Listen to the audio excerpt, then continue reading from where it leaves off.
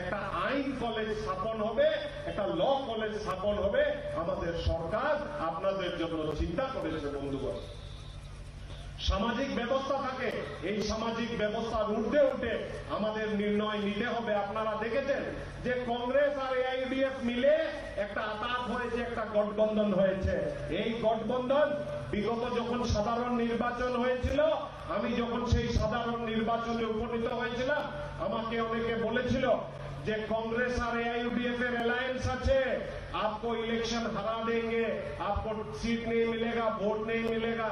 আমি বলেছিলাম যে আমার উপরে ভগবানের আশীর্বাদ আছে, বরখলার জনগণের আশীর্বাদ আছে। আর আপনারা দেখেছেন যে কংগ্রেস আর এআইইউডিএফ এর অ্যালায়েন্স হওয়ার সত্ত্বেও ভারতীয় জনতা পার্টির ক্যান্ডিডেট হিসাবে আমি সুস্মিতা দেব মহাশয়াকে প্রায় 1 লক্ষ ভোটের আমরা তাদেরকে পরাজিত করতে পেরেছি। সেই পরাজয় আপনাদের অক্লান্ত পরিশ্রমের ফলে সেই পরাজয় করতে আমরা সম্ভব হয়েছে। বন্ধুগণ, এইবারও এরকম করে একটা পরিস্থিতি উপনীত হয়েছে। কংগ্রেস আর এআইইউডিএফ বরখলাতে এক হয়েছে। আমরা ভারতীয় জনতা পার্টি, আমরা আমাদের নেতা, নীতি এবং নিয়ত নিয়ে আজকে আমরা অমলেন্দু দাস মহাশয়কে আপনাদের সামনে নিয়ে এসেছি। বন্ধুগণ, আপনারা জানেন যে ভারতীয় জনতা পার্টি সমাজ ব্যবস্থার উপরে উঠে রাজনীতি করা। আমরা সমাজকে বিভাজন করে রাজনীতি করি না। কংগ্রেস আছে যারা সব সময় সমাজকে বিভাজন করে, মুসলমান সমাজকে তুষ্টিকরণের মাধ্যমে তাদেরকে সব সময় বিভাজিত রেখেছে। বন্ধুগণ, আমাদের নরেন্দ্র মোদী বলেছেন যে আমাদের মুসলমান সম্প্রদায়ের নতুন ছেলে মেয়েদেরকে যারা পড়াশোনা করে তাদের এক হাতে যদি কোরআন রাখে আর এক হাতে আমরা কম্পিউটার দেব, এইরকম একটা ব্যবস্থা আমরা করতে চাই। বন্ধুগণ, এই অঞ্চলে অনেক চা বাগান আছে। আজকে চা বাগানের অনেক লোক আমাদেরকে শুনতে এসেছেন এবং যোগীজিকে শুনতে এসেছেন। আমরা চা বাগানের জন্য অনেক কাজ করে আসছি।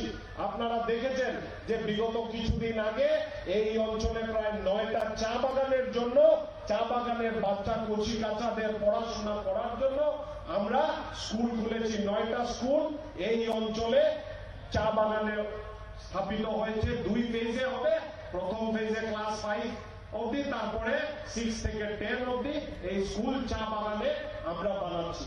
আজকে চা বাগানের লাইনের মধ্যে রাস্তা হচ্ছে। আজকে চা বাগানের গর্ভবতী মহিলাদেরকে 12,000 টাকা করে 9 মাস যে সময়কাল থাকে, গর্ভ যখন ধারণ করে পেটে, মা সেই পেটের ভেতরের বাচ্চাকে যাতে পুষ্টিকর খাবার খাওয়া যায় সেই জন্য আমাদের সরকার চিন্তা করছে। আজকে মিড ডে মিলে 2 বার মিড ডে মিল দেওয়া হয়। আসাম সরকার চিন্তা করছে যে মিড ডে মিল এখন 3 বার করে দেবে। সকালে এসে বাচ্চারা আগে সকালে নাস্তা করবে, দুধ খাবে, তারপরে দুপুরে খাবার খাবে, সে বিকেলে বাড়ি যাবে, তখন আরেকটা পুষ্টিকর খাবার নিয়ে সে বাড়ি যাবে। আজকে স্কুল কলেজের বাচ্চাদেরকে কাপড়ের ইউনিফর্মের ব্যবস্থা করে দেওয়া হয়েছে, ফ্রিতে বইপত্র দেওয়া হচ্ছে, মেয়েদেরকে মুকুব করে দেওয়া হয়েছে, তাদের ফি ভালো রেজাল্ট করলে তাদেরকে স্কুটি দেওয়া হচ্ছে, ভালো রেজাল্ট করলে তাদেরকে অনেক সুযোগ সুবিধা করে দেওয়া হচ্ছে। বন্ধুগণ, আপনাদের যারা গরিব দুস্থ জনসাধারণ আছে তাদের ঘরে ঘরে খাবার পৌঁছানোর কাজ এই করোনা মহামারীর সময় আমাদের সরকার করেছে। বন্ধুগণ, আপনারা চিন্তা করেন যে তখনকার সময় এই কংগ্রেসের নেতা মন্ত্রীরা আজকে ইলেকশনে দাঁড়িয়েছেন, আগে মন্ত্রী ছিলেন, মধ্যেখানে বিগত 5 বছর ওনার নামগন্ধ দেখা যায়নি। এই যখন করোনা মহামারী হয়েছিল, আমি বরখলাতে ত্রাণ বন্টন করার জন্য উনাকে একদিনও দেখিনি। বন্ধুগণ, আর আজকের দিনে ভারতীয় জনতা পার্টি আপনাদের সময়, এই কষ্টর সময়, করোনা মহামারীর সময় আপনাদের ঘরে ঘরে গিয়ে ত্রাণ পৌঁছেছে এবং পুরো ভারতবর্ষে 80 কোটি জনসাধারণকে ত্রাণ পৌঁছানোর জন্য, চাল ডাল পৌঁছানোর জন্য ব্যবস্থা নরেন্দ্র মোদীজির সরকার করেছে। এবং সর্বানন্দ সোনোয়াল মহোদয়ের সরকারও 500 টাকা করে আপনাদের ব্যাংক অ্যাকাউন্টে গিয়ে টাকা দিয়েছে। আজকে জনধন অ্যাকাউন্টের মাধ্যমে পুরো আসামে চা বাগানে প্রায় 6 লক্ষ লোকের সেই ব্যাংক অ্যাকাউন্ট করার ব্যবস্থা করে দিয়েছে। গরিব জনসাধারণ যারা দিন আনে দিন খায়, কোনোদিন ব্যাংকের মুখ দেখেনি, ব্যাংকের বিল্ডিং এও কোনোদিন ঢুকেনি, করতে পারবো না। মোদিজি বলেছেন যদি গরিব লোকরা ব্যাংকে যেতে না পারে, ব্যাংকের অফিসাররা গরিব লোকের বাড়িতে গিয়ে ব্যাংক অ্যাকাউন্ট খুলবে, এইরকম একটা ব্যবস্থা মোদিজি করে দিয়েছেন। বন্ধুগণ, আজকে দেশের যদি নেতা ঠিক থাকে তাহলে দেশের নীতিও ঠিক থাকে, দেশের যদি নিয়ত ঠিক থাকে তাহলে সেই কাজগুলো নিচের স্তরে গিয়ে পৌঁছায়। আমরা কংগ্রেসের কে দেখেছি, আজকে কংগ্রেসের কোন নেতা নেই। কংগ্রেসের রাহুল গান্ধীর থেকে আরম্ভ করে অন্য কাউকে দেখলে সবাই লোকসভাকে হাসে। আর আপনারা এরাও দেখেছেন যে আজকের দিনে কংগ্রেসের কোনো কারোর কাছে সাপোর্ট সিস্টেম নেই। আমরা এই অঞ্চলে ভারতীয় জনতা পার্টি যেভাবে কাজ করেছে, আগামী দিনে আপনাদের বিশ্বাস ভারতীয় জনতা পার্টির নেতা নীতি আর নিয়তের উপরে থাকবে, এই আশাটুকু আমরা রাখছি। বন্ধুগণ, আমরা চা বাগান আর অন্যান্য সম্প্রদায়কে একসঙ্গে নিয়ে চলার আমরা ব্যবস্থা করতে পারি, এরকম একটা ব্যবস্থা আমরা কায়েম করেছি পুরো আসামে। আমাদের আসামের জনসাধারণ এই মূল মন্ত্র বরাক ব্রহ্মপুত্র পাহাড় বৈয়ামের মন্ত্রে এই অঞ্চলের উন্নয়ন করার জন্য বদ্ধপরিকর হয়ে আছেন। আগামী 1 তারিখ অমলেন্দু দাস মহাশয়কে পদ্মফুল প্রতীক চিহ্নে আপনারা ভোট দেবেন আর ভারতীয় জনতা পার্টিকে আবার ক্ষমতায় আনায়, আবার শাসন ব্যবস্থায় আনায় আপনার সেবায় নিয়োজিত করবেন, আপনাদের সেবায় নিয়োজিত করবেন। এই আবেদনটুকু রেখে আপনাদের সবাইকে আমার নমস্কার জানিয়ে আমার বক্তব্য শেষ করছি। আমার সঙ্গে সবাই মিলে বলেন জয় শ্রীরাম, জয় জয় শ্রীরাম। ধন্যবাদ। ধন্যবাদ। আমাদের সাংসদ ডক্টর রাজদীপ রায় ওনার মূল্যবান বক্তব্য তুলে ধরলেন এবং বিভিন্ন তথ্য আমাদেরকে দিয়ে আমাদেরকে সমৃদ্ধ করেছেন। আমরা আগেই বলেছি যে হিমালয় থেকে সাধক বেরিয়ে আসেন, আর আমরা সেই সাধকের পদধূলি নেওয়ার জন্য রাস্তায় দাঁড়িয়ে থাকি। কি ব্যক্তিত্ব, কি চেহারা, কি দৃষ্টি, কি তার চোখের দৃষ্টি, সেই জিনিসগুলো দেখার জন্য লালায়িত থাকি। আর আজকে আমরা অনেক নিজেকে পুণ্যবান মনে করছি। আপনারা সবাই পুণ্যবান হয়েছেন। আজকে যার স্পর্শে, যার বাণীতে আমরা মন্ত্রমুগ্ধ হব, যার কারণে আমরা এই বড়খলাকে বিজয় হাসিল করব, এই সংকল্পে যারা নিয়ে যাব। আমাদের সামনে আমাদের উত্তরপ্রদেশের শ্রদ্ধেয় মাননীয় সর্বকালের শ্রেষ্ঠ মুখ্যমন্ত্রী মাননীয় আদিত্যনাথজি, উনাকে আমরা সবাই ভারত মাতা কি ওনার মূল্যবান বক্তব্য আমরা শুনবো।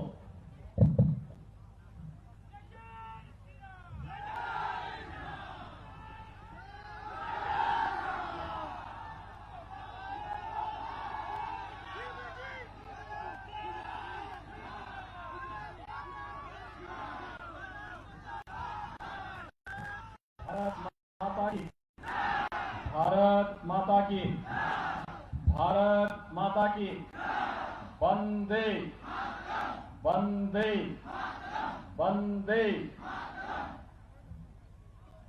आज की इस चुनावी सभा में मंच पर उपस्थित भारतीय जनता पार्टी के जनप्रिय सांसद डॉक्टर राजदीप राय जी, भारतीय जनता पार्टी के प्रभारी जिलाध्यक्ष कछार जिला श्री बिमलेंद्र राय जी, बरकोला विधानसभा क्षेत्र से जनप्रिय प्रत्याशी श्री अमलेंदु दास जी, जिला परिषद सदस्य श्रीमती गीता नाथ जी, जिला मंत्री श्री जिष्णु सिन्हा जी, जिला मंत्री श्री गोपाल कांत राय जी और बरकोला विधानसभा क्षेत्र से उपस्थित भारी संख्या में इस बराक वैली से जुड़े हुए, विधानसभा क्षेत्र से जुड़े हुए सभी उपस्थित भाइयों बहनों, आध्यात्मिक दृष्टि से प्राकृतिक सौंदर्य से भरपूर और पूर्वोत्तर के राज्यों की विभिन्न पहाड़ियों से घिरे हुए घाटी को और यहाँ के आप सभी नागरिकों का अभिनंदन करते हुए कोटि कोटि नमन करता हूं। भाइयों बहनों, विशेष मैं देख रहा था कि भीषण धूप है, लेकिन आप सभी बिना किसी उसके पूरी तत्परता के साथ जैसे कोई साधना कर रहा हो, इस भाव के साथ भारतीय जनता पार्टी को जिताने के लिए इस सभा में बैठे हैं। ये सचमुच मेरे लिए तो कौतूहल भी है, आश्चर्य का विषय भी है। और भाइयों बहनों, मैं आप सबका अभिनंदन करता हूं कि आपने भारतीय जनता पार्टी के प्रति जो उत्साह और उमंग दिखाया है, ये उत्साह और उमंग सचमुच असम को विकास की नई ऊंचाइयों पे पहुंचाएगा।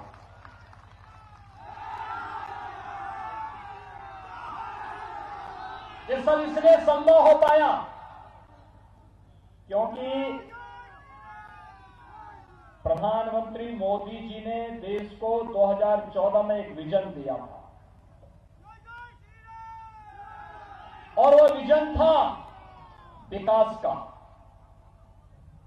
अपनी आध्यात्मिक और सांस्कृतिक विरासत को संरक्षण करने का, विकास का अभाव जहां पे जाति, मत, मजहब, क्षेत्र, भाषा का कोई भी किसी प्रकार का भेदभाव न होगा। विकास सबका, सबका साथ, सबका विकास।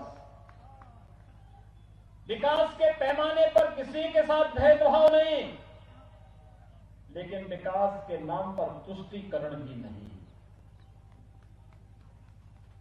क्योंकि तुष्टीकरण की नीति ने ही तो भारत की अपूर्णीय क्षति की है। मैं देख रहा हूं बांग्ला भाषी बोलने वाले बहुतायत लोग हैं, और इन लोगों के पूर्वजों को कांग्रेस की सत्ता लोलुप राजनीति 1947 में विभाजन के कगार पर पहुंचाने के लिए मजबूर की थी। एक कांग्रेस की विभाजनकारी नीति आज देश को विभाजन के कगार पर पहुंचाई थी, अन्यथा बांग्लादेश और पाकिस्तान भी भारत का हिस्सा हुआ करता है।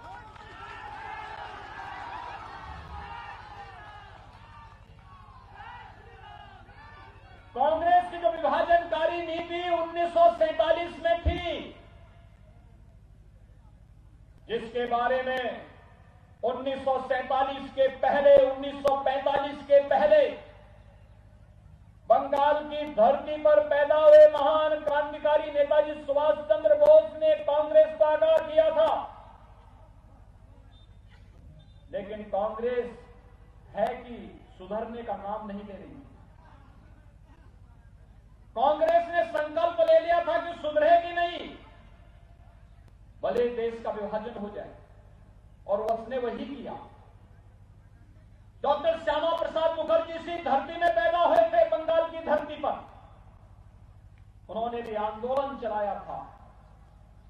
भाइयों बहनों, जो काम अंग्रेज 1905 में बंग भंग के माध्यम से नहीं कर पाए, वह काम कांग्रेस ने 1947 में अंग्रेजों के साथ मिलकर के कर दिया, और विभाजन की त्रासदी को आपके पूर्वजों ने उस समय किस रूप में सहा था, आज भी आप बांग्लादेश के अंदर देखते होंगे कैसे वहां पर हिंदू बस्तियां जलाई जाती हैं, कैसे वहां पर हिंदुओं को प्रताड़ित किया जाता है, कैसे मंदिर तोड़ दिए जाते हैं, कैसे आगजनी के शिकार कर दिए जाते हैं। ये कांग्रेस की वही मानसिकता है जिसके कारण 1947 में विभाजन हुआ था। 1952 में देश के अंदर जबरन धारा 370 घुसेड़ दी गई थी, और वही मानसिकता थी जिसने कभी बोडोलैंड का समर्थन करके बोडोलैंड आंदोलन को भड़काने का काम किया था, और आज भी कांग्रेस उस मानसिकता से उभर नहीं पाई है। आज भी आपने देखा होगा यूडीएफ के साथ कांग्रेस का समझौता है, कम्युनिस्टों के साथ कांग्रेस का समझौता है। यानी अगर कांग्रेस का बस चले तो इस सबसे शांत और सौहार्दपूर्ण और आध्यात्मिक धरती को भी कांग्रेस फिर से आग का गोला बनाने का काम कर देगी। और इसलिए भाइयों बहनों, शांति, सौहार्द और विकास का पक्षधर जो भी भारतीय होगा, वह कांग्रेस को कभी कोई समर्थन नहीं कर सकता, नहीं कर सकता। आज कांग्रेस को देश की जनता जवाब दे रही है। 2014 में देश की जनता ने मोदी जी का नेतृत्व स्वीकार किया। 2019 में फिर से प्रधानमंत्री मोदी जी के कार्यों पर देश की जनता ने मोहर लगाया। देश के अधिकांश प्रदेश भारतीय जनता पार्टी के नेतृत्व की सरकारें चला रही हैं। कांग्रेस धीरे धीरे करके सिमटती जा रही है, समाप्ति के कगार पर जा रही है। लेकिन इस सब के बावजूद कांग्रेस का नेतृत्व सुधरने वाला नहीं है। और भाइयों बहनों, जब कोई सुधरता नहीं है तो उसको सुधारने का बहुत प्रयास भी नहीं करना चाहिए, उसको छोड़ देना चाहिए उसकी गति पर। और आज यही आह्वान करने के लिए हम लोग आपके बीच आए हैं। भारतीय जनता पार्टी ने आज से 5 वर्ष पहले 2016 में असम की जनता के सामने कुछ वायदे किए थे। 5 वर्ष असम के अंदर शांति के हैं, सौहार्द के हैं और विकास के पथ पर अग्रसर असम के हैं। असम के विकास के साथ पूर्वोत्तर के राज्यों का विकास नहीं है।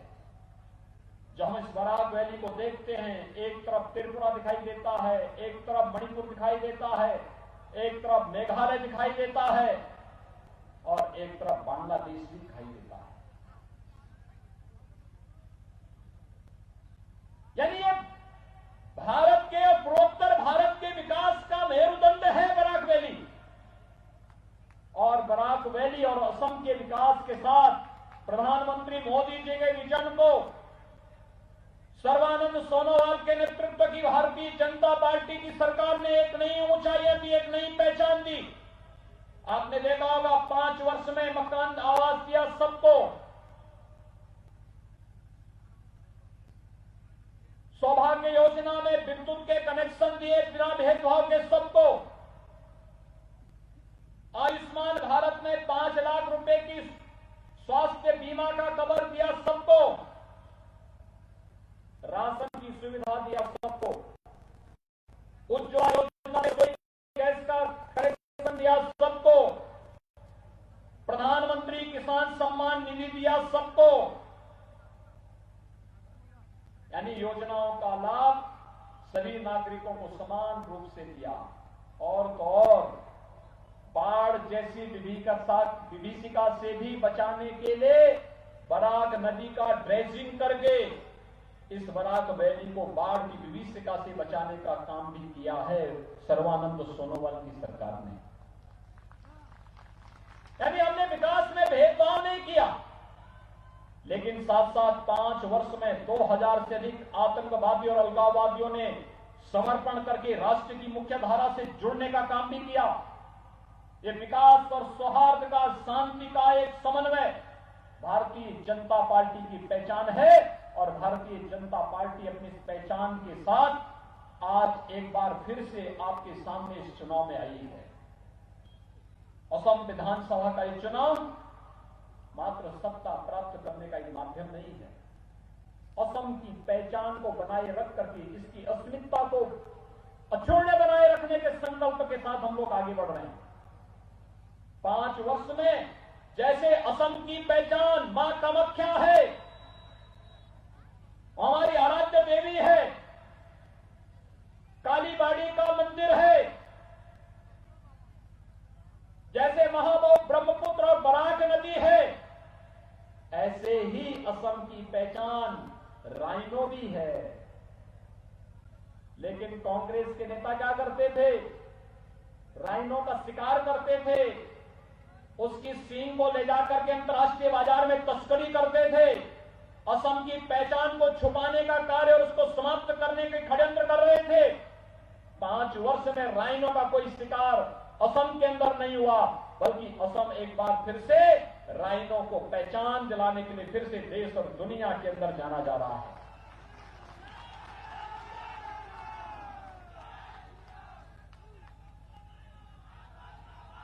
भाइयों बहनों, आज आप देख रहे होंगे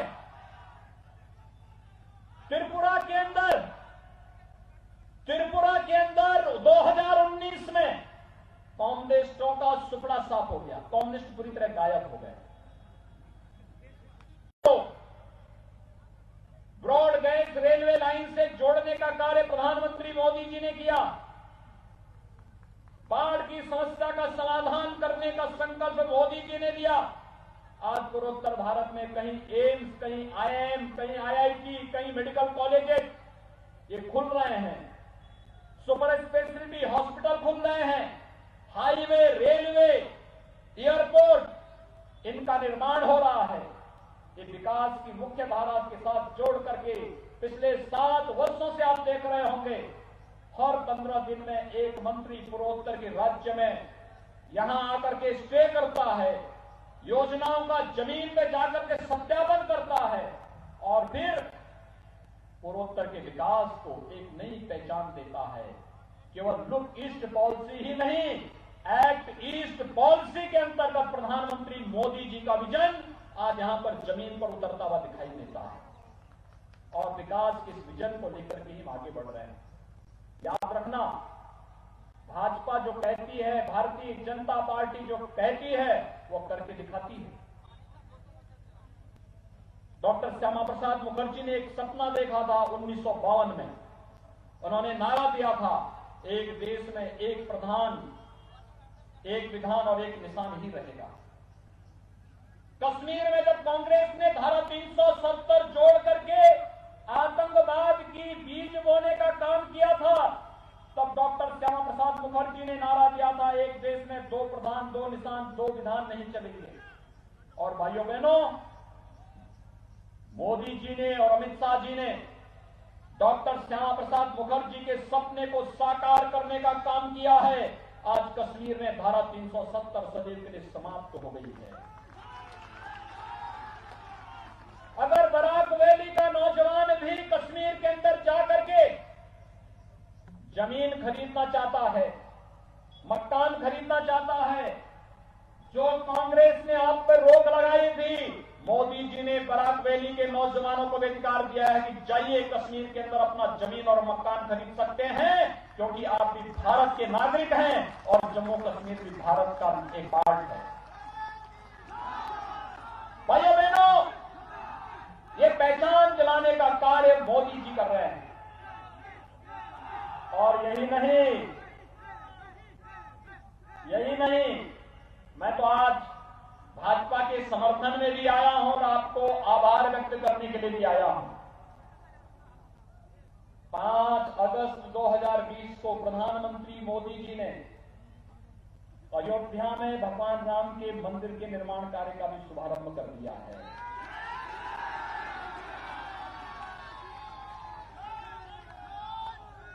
अयोध्या में भगवान राम के मंदिर का निर्माण कार्य, भव्य मंदिर के निर्माण का कार्य प्रारंभ हो चुका है। और मैं आपका आभार व्यक्त करूंगा, असम के लोगों ने भी भारी मात्रा में राम मंदिर निर्माण के लिए समर्पण निधि में सहयोग किया है।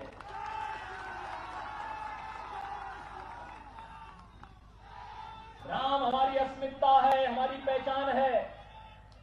भगवान राम का मंदिर 500 वर्षों के इंतजार के बाद, अनेकों संघर्षों के बाद, अनेकों अवरोधों को दूर करते हुए आज संपन्न बराबर रूप महत्व के साथ, वैभव के साथ आज भगवान राम का भव्य मंदिर के निर्माण का कार्य युद्ध स्तर पर चल रहा है। भगवान राम का भव्य मंदिर बनाएगा, मैं आप सबका आह्वान करूंगा। डॉक्टर राजदीप राय जी से कहूंगा कि यहां के लोगों को ले जाकर के अयोध्या में लेकर आइए, अयोध्या में वापस करिए।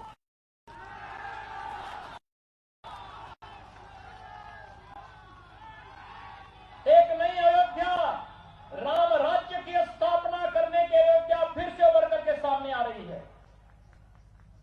अयोध्या एक बार नए भारत की नई तस्वीर लेकर के देश और दुनिया के सामने प्रस्तुत हो रही है। आप सोचिए, जब असम के अंदर बाढ़ आती है तो भाजपा के कार्यकर्ता आपका सहयोग करते हैं। अभी कोरोना कालखंड के दौरान डॉक्टर राजदीप राय के नेतृत्व में, अमरेंद्र दास के नेतृत्व में सभी कार्यकर्ता, भाजपा के कार्यकर्ता सेवा ही संगठन के रूप में कोरोना वॉरियर बनकर के जनता की सेवा कर रहे थे। लेकिन कांग्रेस के नेता कहीं थे क्या? कांग्रेस के नेता कहीं सेवा का कार्य कर रहे थे। बाढ़ के समय कहीं कांग्रेस के नेता दिखाई देते थे। जब असम में बाढ़ आती है, असम में कोरोना का कहर आता है, राहुल गांधी को इटली याद आती है, इंडिया पर याद नहीं आता है।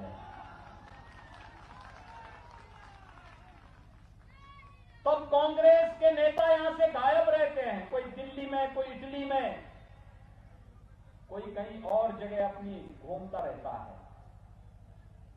तब भारतीय जनता पार्टी के कार्यकर्ता कार्य करते हैं। और भाइयों बहनों, ऐसे ही राम मंदिर के निर्माण में भी कांग्रेस के लोग नहीं थे, ये लोग बाधा पैदा कर रहे थे। कोर्ट में अर्जी लगाते थे कि इसकी सुनवाई नहीं होनी चाहिए, लेकिन जब चुनाव आते हैं कांग्रेस के नेता उपदेश देने के लिए आ पड़ते हैं। तब कहते हैं, तब असम याद आने लगता है, तब बंगाल याद आने लगता है, तब उन्हें अन्य चीजें याद आने लगती हैं। भाइयों बहनों, मैं आप सबका आह्वान करूंगा, जब इस संकट में आपके साथी नहीं बन सकते, आपके सहयोगी नहीं बन सकते, तो फिर चुनाव के समय भी उनको कोई महत्व देने की आवश्यकता नहीं है।